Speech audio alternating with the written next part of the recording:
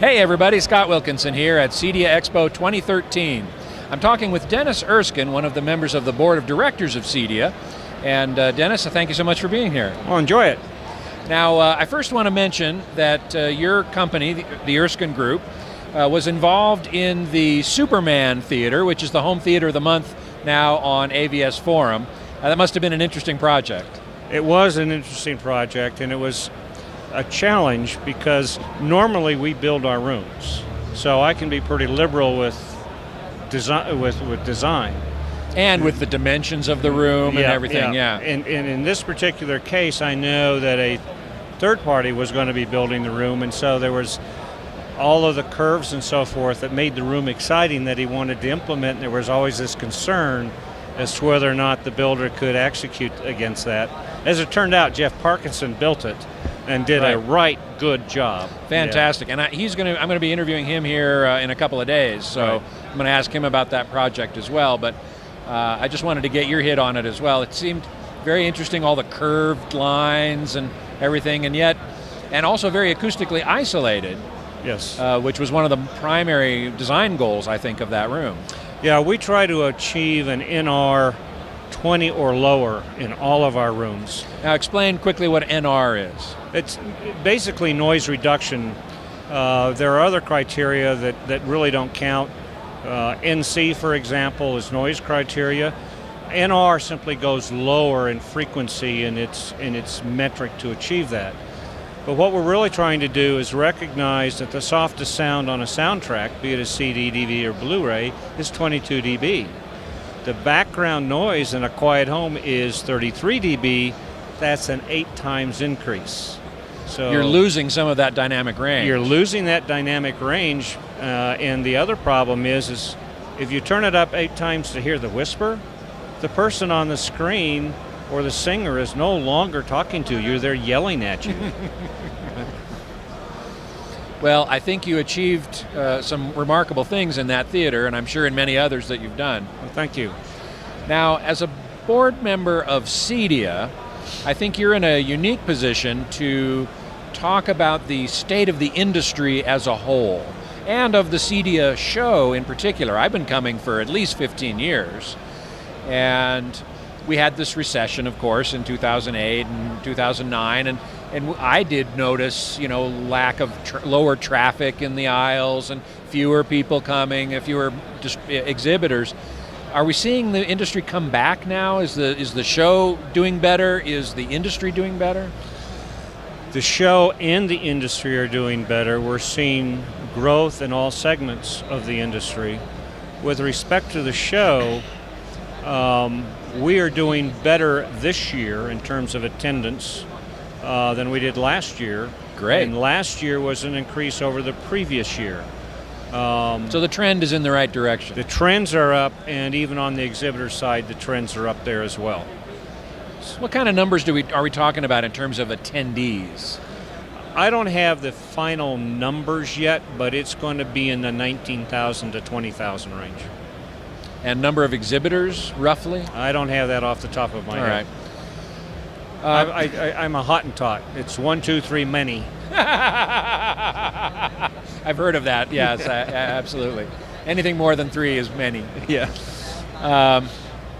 One thing that I've noticed so far, and we're only at the first day of the show, is the absence of more 4K displays. We have Sony, of course. We have Display Development has a rebranded Christie.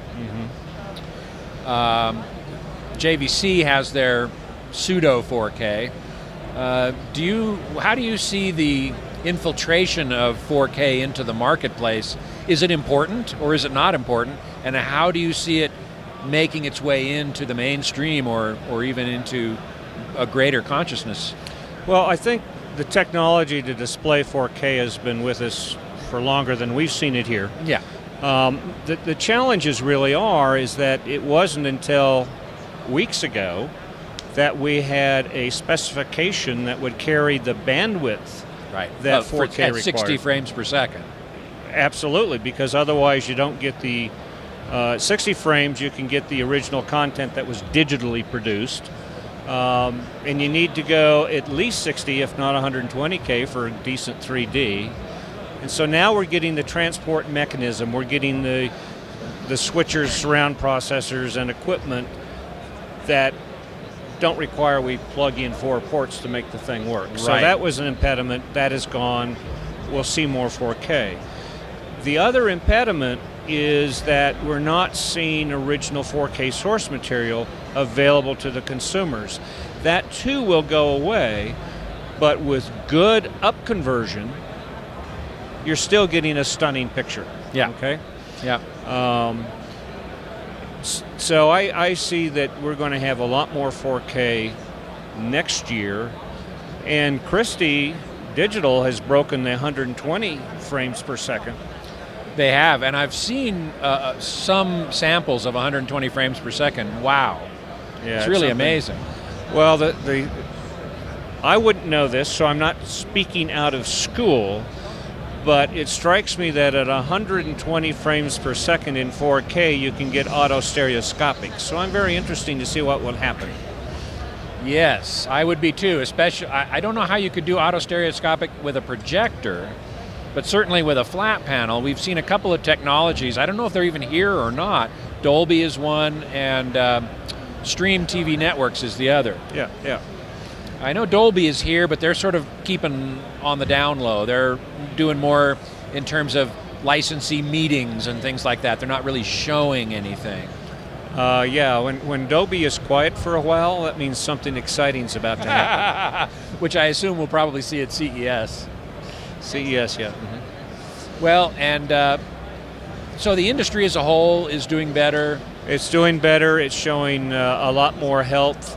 And the other key thing here is we don't have a lot of depressed people walking around the show floor. Which we did in 2008 and 2009. I remember that. People are smiling. The energy level is up. And it's the old CEDIA coming back. Yeah, yeah. The only thing that's missing is Sam Runco. Yeah. It's the first CEDIA I have been to where he's not here. It is the first one that I have been to that he wasn't here. And I dearly remember most of